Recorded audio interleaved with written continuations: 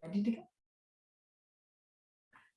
Hi, everyone. Thanks for joining us today for this month's May 2023's Wednesday webinar titled Working with Students with Challenging Situations. My name is Jessica Whittier. I am a college access counselor with the Finance Authority of Maine, and I am joined today by the fabulous Mila Tappan, our college access and outreach manager.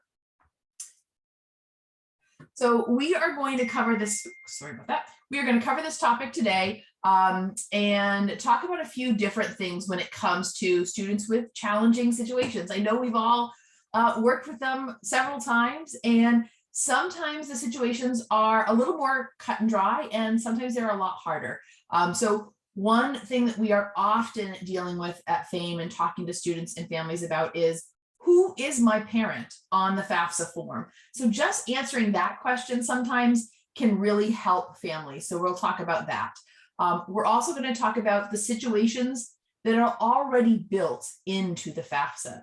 So a number of the challenges we deal with, there are already questions for. So we'll talk about how to read those questions and how to answer those, and how to answer them in the way that's going to get the results you need.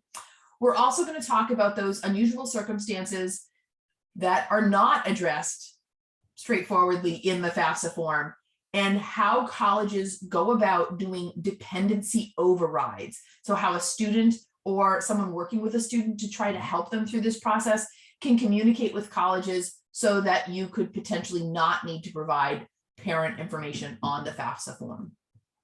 We're also going to talk about FAFSA simplification. So the FAFSA coming out this, I want to say fall, but it's really going to be winter.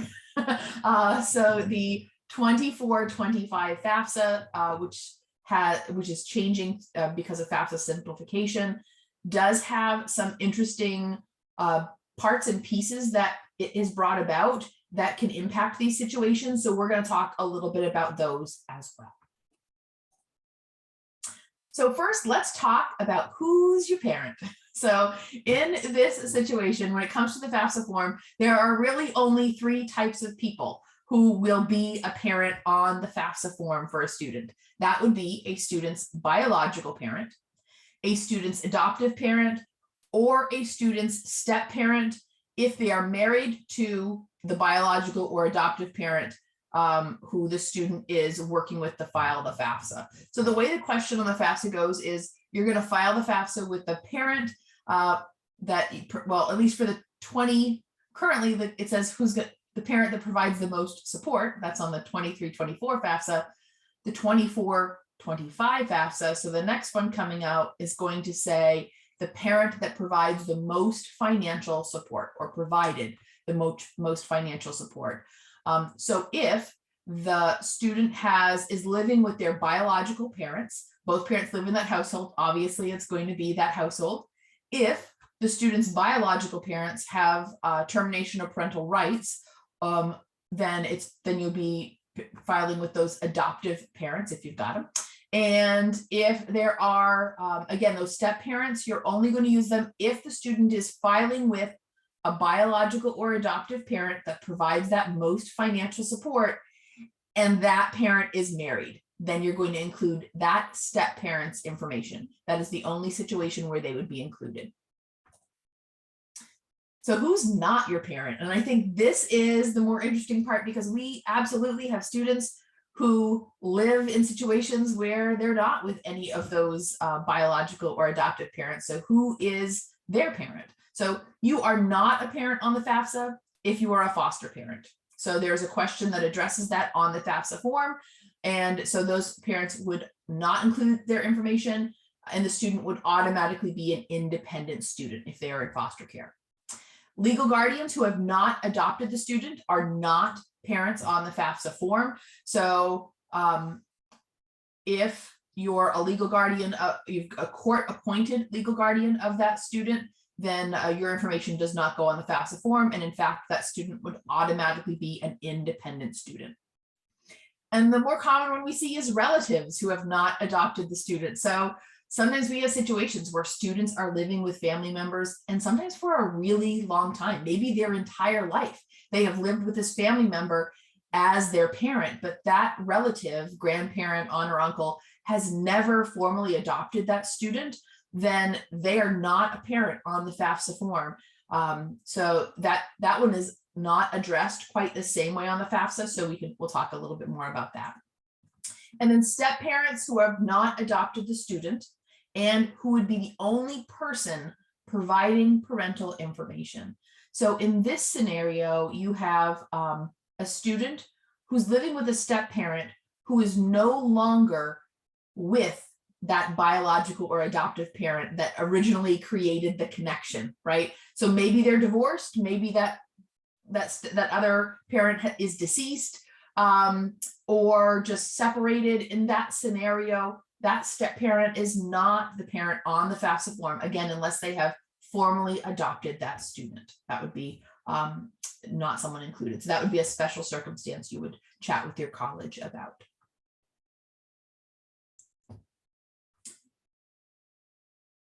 So in a lot of these scenarios that we just talked about, the student is going to be considered an independent student if they are able to answer yes to any of the FAFSA dependency questions. So I believe there are 13, but I just went to count them and it looked like there's 11, unless I'm counting them wrong. I don't know. But so, but these are those questions. So let's take a look. So the ones that are already in that FAFSA form. And this is a great little visual that you can find at studentaid.gov/dependency. And you can print that out and have that on your wall just to remind you of what those things are that automatically make a student an independent student. So first, if the student is over a certain age, so in this case, it's the age 24. So for the 23-24 FAFSA, it said, were you born before January 1st of 2000? For the next year's FAFSA, it's going to say, were you born before January 1st of 2001? So again, over the age of 24, you're automatically an independent student. If you are married as of the day the FAFSA is being filed, you are independent of your parents, but now you need to include your spouse's information as well. But you won't need to provide parental information. And then if you are heading off to graduate or a professional certificate or doctoral level program, then you are not going to need parent information on the FAFSA form.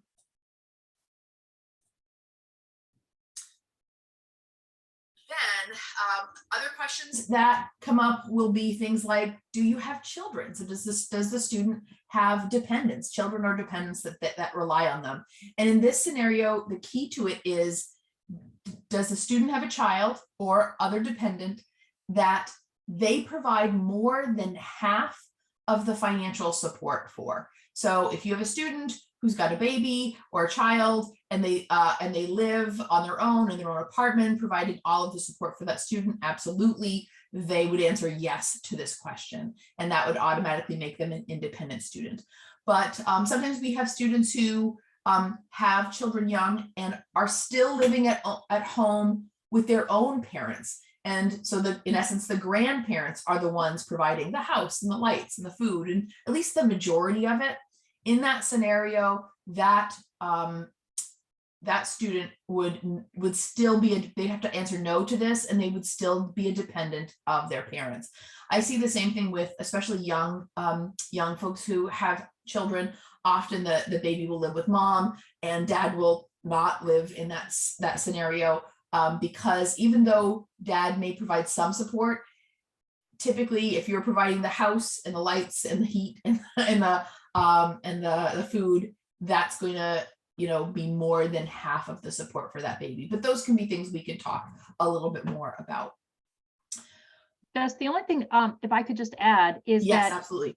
When people are trying to figure out whether they provide half support, say it's a young mom, she can include things like her SNAP benefits or her housing subsidy or her childcare subsidies and all of those things. So any money she gets on behalf of the child does count as her support that she's providing.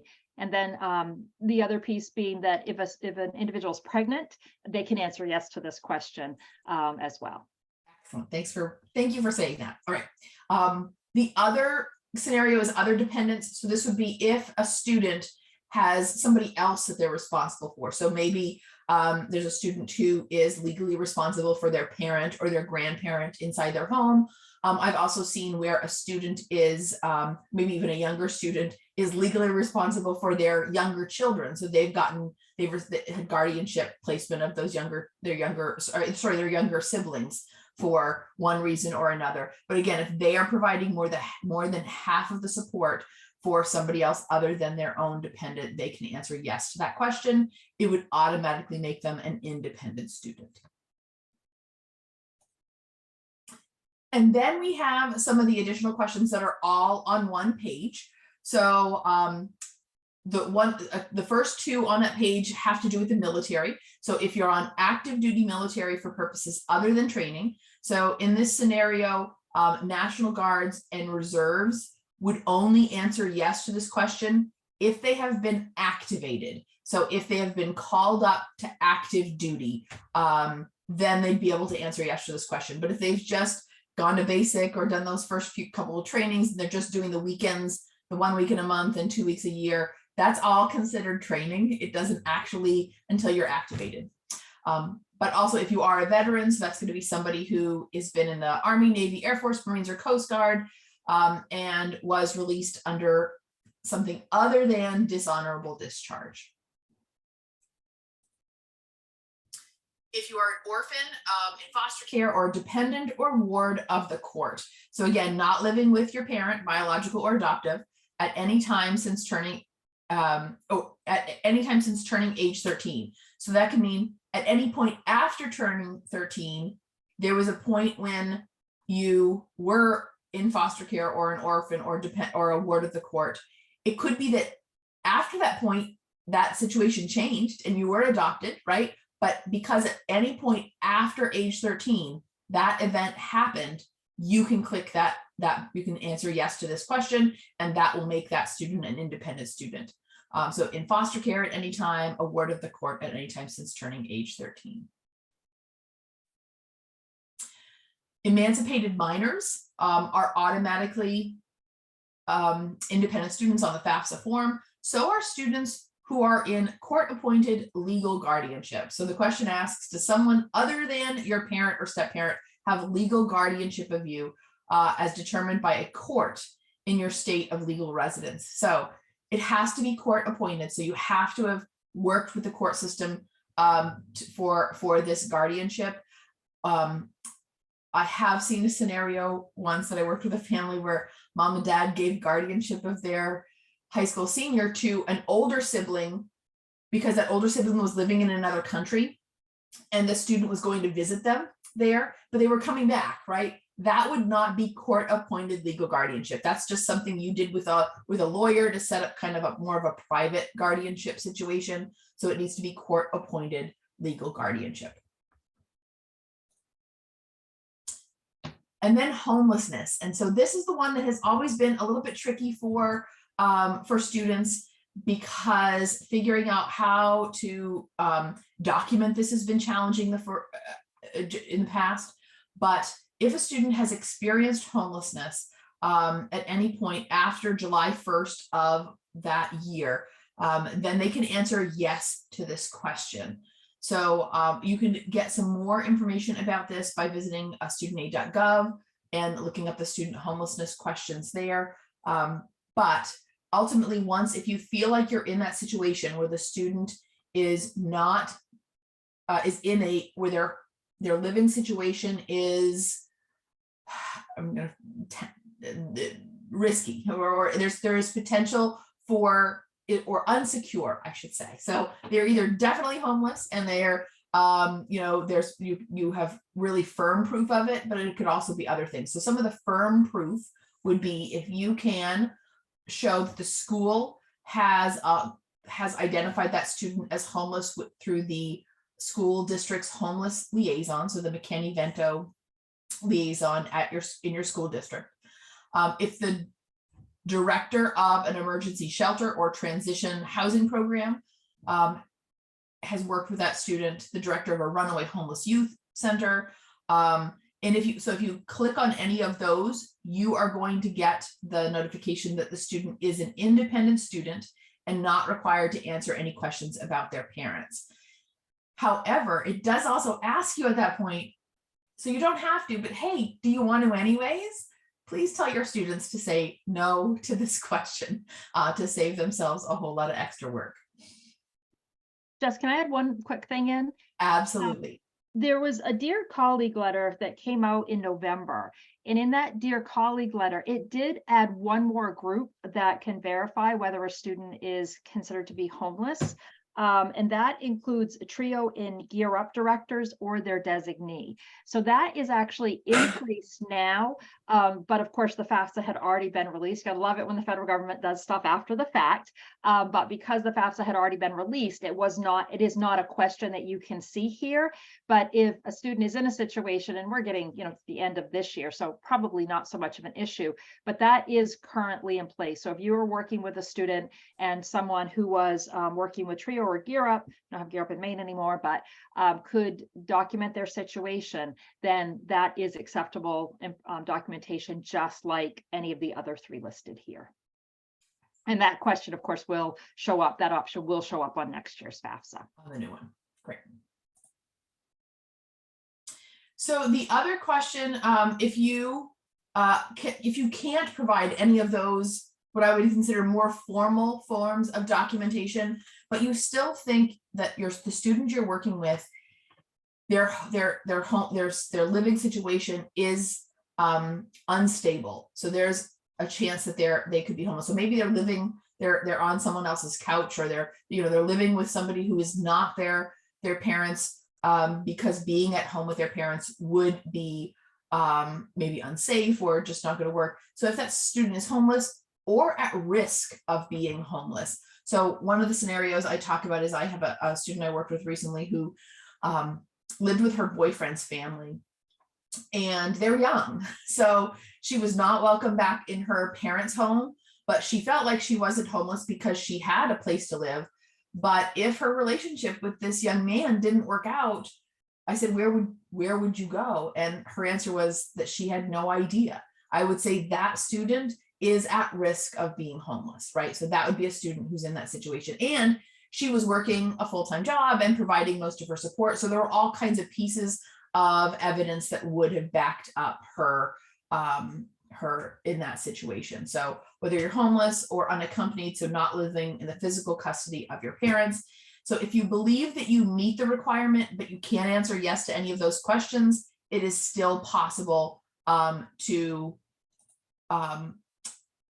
go through this FAFSA without providing parent information, and then communicate with the college about that situation.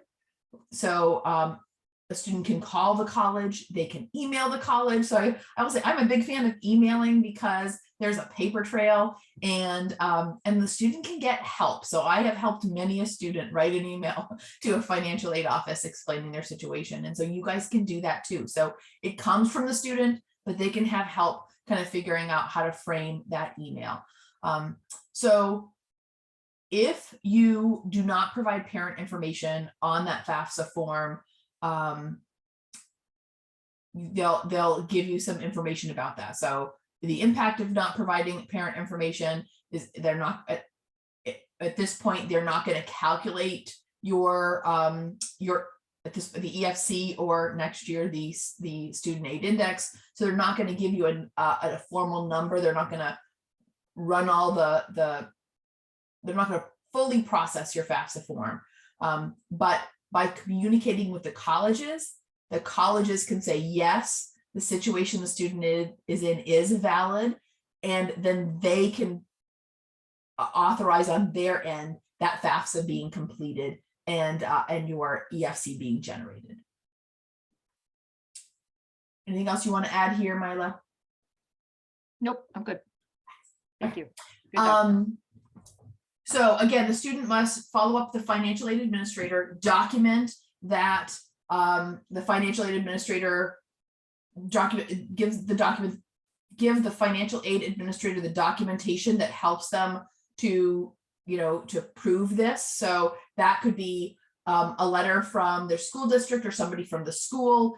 Again, state homeless education coordinators, staff from the colleges like TRIO and Gear Up, and then mental health professionals, social workers, doctors, clergy, police officers. So anybody who may have worked with a student in a situation and has pretty good knowledge about the going home being a problem for that student, they can provide documentation for the college. The student can also just communicate with the college. So this is new, where the student can explain their situation, walk a financial aid administrator through their story and what's led to this situation. So even without additional documentation from some of those others, the college can use their professional judgment to do a dependency override. And the documentation would in fact be the statement from the financial aid administrator saying, yes, based on the information provided by the student, we believe the student is homeless or at risk of homelessness. So that's new and can hopefully make things a little bit easier for students. I will say it does make things maybe sometimes a little bit more challenging for financial aid administrators.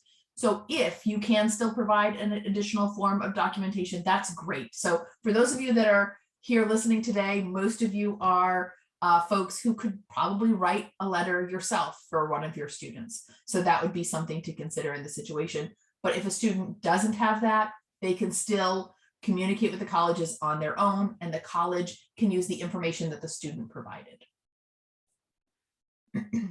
So some examples of unusual circumstances where a student can't answer yes to the homelessness questions, but could still potentially get an override, an independency override from the colleges would be things like if the student's parents are incarcerated, if the students don't know where their parents are and are unable to contact them, the student has left home due to an abusive environment, or the student could even still be living at home, but obtaining that information from the parent could lead to abuse. So if you know that that's a scenario that the student you're working with, that even trying to gather information from a parent is going to be a problem, that is something that you can communicate with the college and to go from there.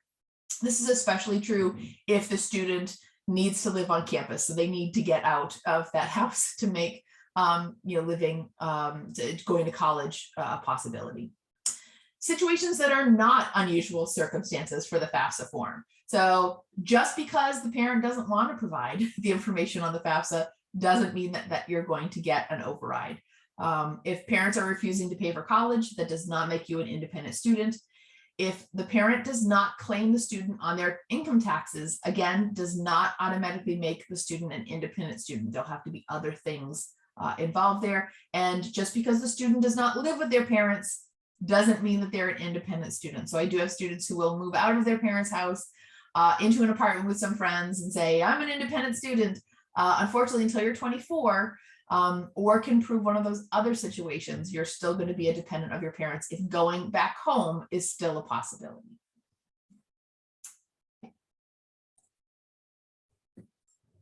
So students can reach out to that financial aid office to document their situation. So some of the documentation forms that can be helpful would be court or law enforcement documents, letters from a clergy member or social worker, someone in medical authority, letters from a school counselor, a dependence override from another college in the same year. So if you've already worked with one college to get that dependency override, but then you decide you're not going to that school, you're going to go to a different school, you can show them that you got that dependency override from another college, and that will also count as a form of documentation. Also, a signed statement from the student or family member who's familiar with the situation can also be helpful. The financial aid office, the financial aid administrator working with that student, makes the final decision. So they're the ones who make that decision in the end. It cannot be appealed with the U.S. Department of Education. Decisions made at one college may not be the same decision that gets made at another college. So just keep that in mind. And you may have to provide some documentation each year, or at least currently that's the situation. However, this is changing with FAFSA simplification, that once you have been determined an independent student, that will stick with you at that same college throughout your college years.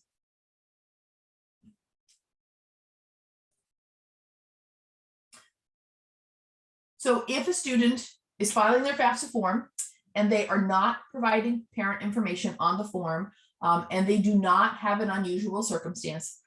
So in this scenario, my dad, who hadn't filed taxes in 5 years and couldn't file the FAFSA with the student because he hadn't filed taxes, even though the student was fully dependent on that family for all of her needs and support and things like that.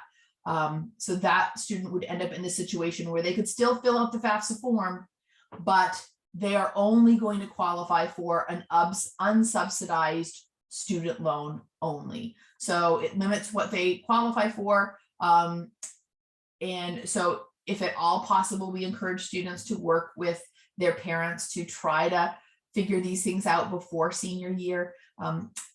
Again, you can have conversations with parents. We are happy to have conversations with parents. So if you refer them to us, we can usually talk a family through that process of what to do. There are ways to get those taxes done.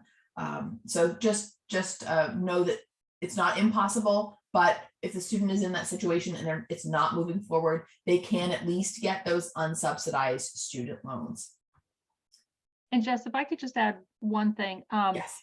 That now, so if a student indicates that they are unable to provide parent support, then they do still have to follow up with the school, because the school does need to have them sign this second form. And maybe you were headed there, so I might have jumped in too quickly. But that second form that the school would collect does say that their parents refused to complete the FAFSA. And currently, although we're getting to the end of this academic year, the parents had to attest to the fact that they weren't providing any financial support. Going forward, if they indicate that they can't provide parent support or parent information on the FAFSA, they'll only have to get a statement saying that their parents refused to complete the FAFSA. So that'll be, because I think that's prevented some students from being able to use even this option, because if their parents are providing financial support, that wasn't a go, but that will work going forward. Yeah, so a lot of these changes that are coming with the 24-25 FAFSA really are making these more challenging situations a little bit easier to deal with. Not super easy, but it's definitely better than they used to be. And again, that's part of the theme of this FAFSA simplification, is to really streamline things and make it possible for more students to file their FAFSA form.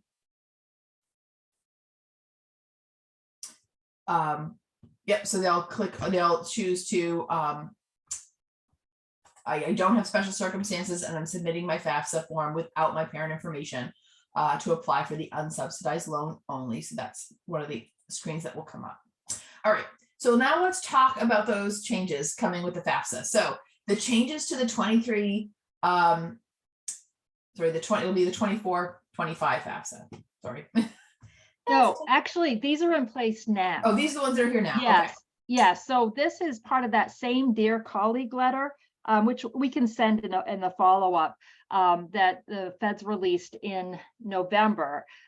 So they created some confusion because we knew they needed to issue some stuff, but the fact that they did it after the academic year had started and but is in place, now theoretically. So go ahead, Jess, sorry. Thank you. No, that's great. Thank you for that. So in this, so for the 23-24, one of the things that they did was they defined the differences between special circumstances and unusual circumstances. So a lot of times we use those terms interchangeably, but they've really set them up to be certain things. So in this scenario, special circumstances refer to the financial situations that justify an aid administrator adjusting some of the data inside the FAFSA form, specifically the financial data. So if the student or the parent have lost a job or have lost some income, divorce or separation. So again, separating the incomes of parents. So those kinds of things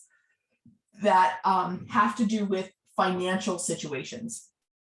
Unusual situations are more of the things we're talking about today, which refer to conditions that justify that financial aid administrator making a dependency override based on an unusual situation that student is in. So special circumstances are money, unusual circumstances are dependency override things. So colleges and universities can use that dependency override determination made by other colleges in the same or a prior award year. So if you've already, so in this scenario, if a student is changing colleges from year to year, they can use their previous determination from that college as support for the college they're going to. Well, and I know that way back when I was working at Orono, what we had to do every year is we had to send out something to the students. So everyone that we'd done a dependency override for, we'd have to send something out and say, hey, we need to go through this process again. And so we need to pull out the documentation, get confirmation that nothing had changed, code their FAFSA with the override. And so what's going to be nice going forward is that that's going to happen automatically. So, behind the scenes with the FAFSA, Federal Student Aid is going to have that coding already in place. I'm not sure exactly how it's going to look, but that will basically carry forward. So that's, again, in place this year, but I don't know how many times that came up with any of you this year, but going forward, that will actually happen more automatically and show on the FAFSA. So it will hopefully reduce the workload for colleges a little bit, because unless they get conflicting information or the student comes to them and says, hey, my situation's changed and I now can provide parent information, they're good to go all the way through their undergraduate career. Excellent. So financial aid administrators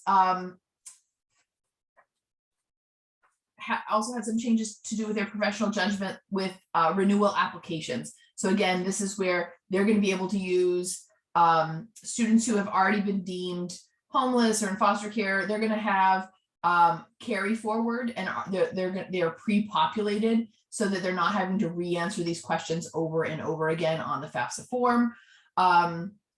Again, if students had approved unusual circumstances previously, colleges can carry that forward for subsequent years, without having to do additional support for that. Again, those renewal applications must still affirm that the previous answers are correct. So again, just have them look over those forms, and answer those questions accurately for the situation that they're in. So if something has changed, you would change the answer to your question. Acceptable documentation for unusual circumstances. So in this case, it can just be a call, or a written statement from a representative of a TRIO program that confirms the circumstances. That's now acceptable documentation for the 23-24 FAFSA. Same thing for the unaccompanied homeless youth. Again, the TRIO program folks can provide that additional support, and the college can use the information provided by TRIO as documentation for unusual circumstances for that student.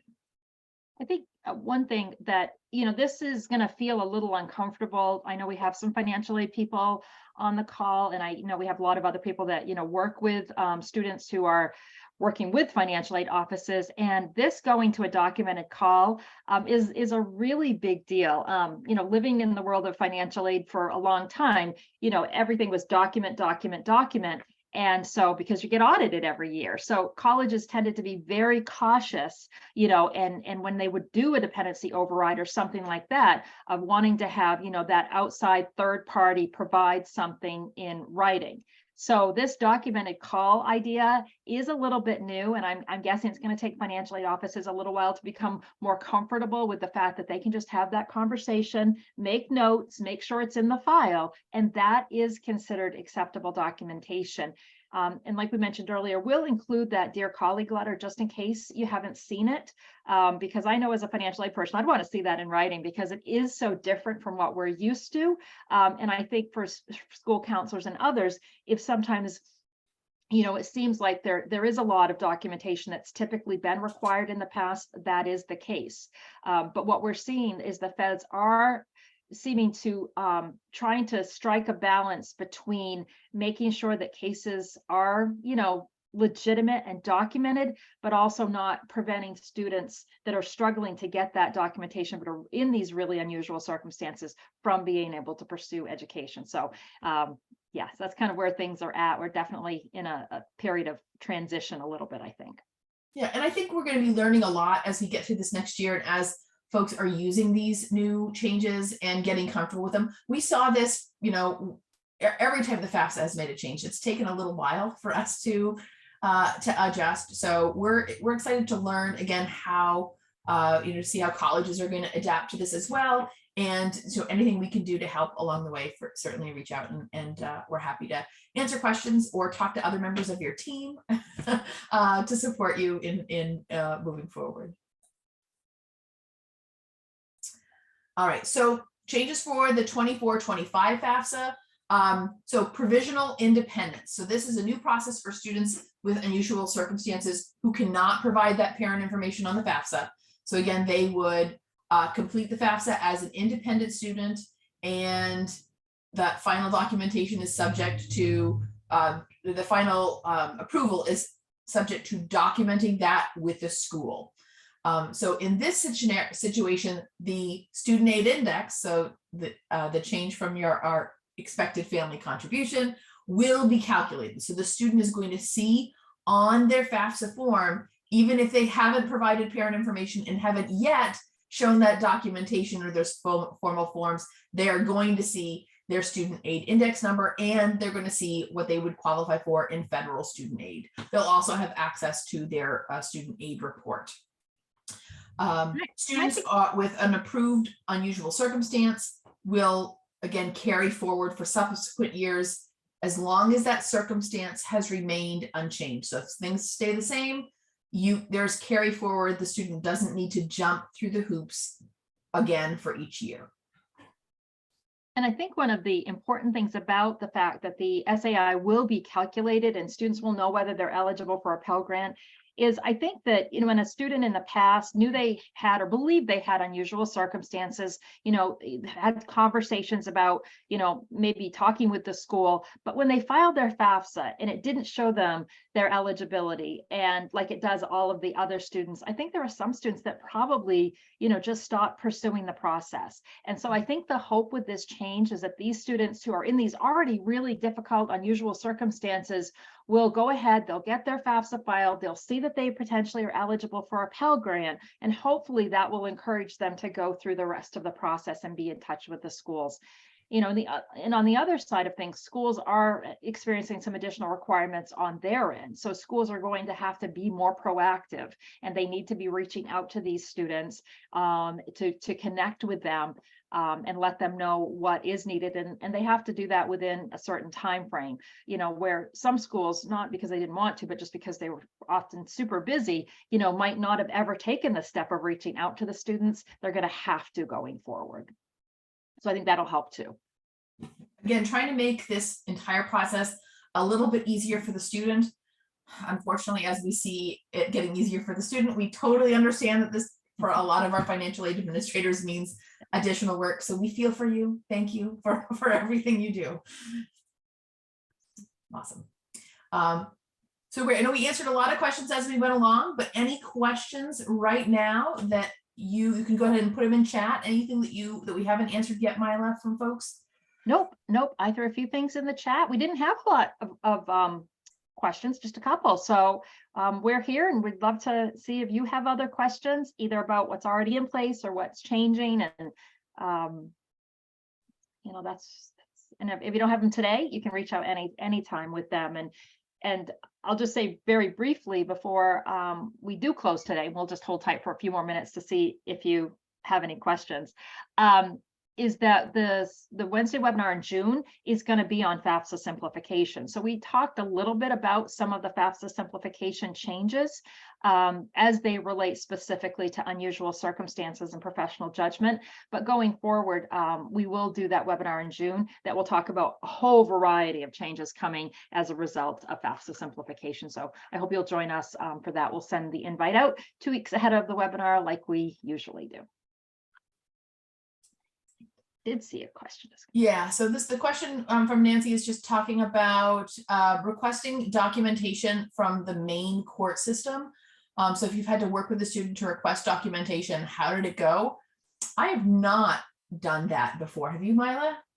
No, I don't think I've ever had a situation where a student who had documentation but couldn't find it, as I'm guessing might be the case here, that's needed to go back to the courts. Yeah, I'm not sure of that. Nancy, I'm guessing that maybe have you ever had a case where, that's been the situation, or is it just kind of hypothetically, have we run into this? You have one in progress. Okay. Well, I'm definitely interested in hearing how it goes. If you would like us to do anything, if you think that we could help in any way, please let us know. We're happy to reach out and see, we all have various contacts. I don't know if I have any contacts that could answer this question, but happy to reach out. So just reach out to me directly if you'd like me to do anything or Jess to do anything.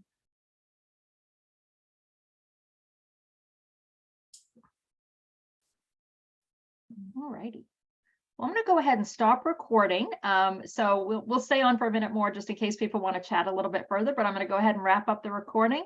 And thank you all so much.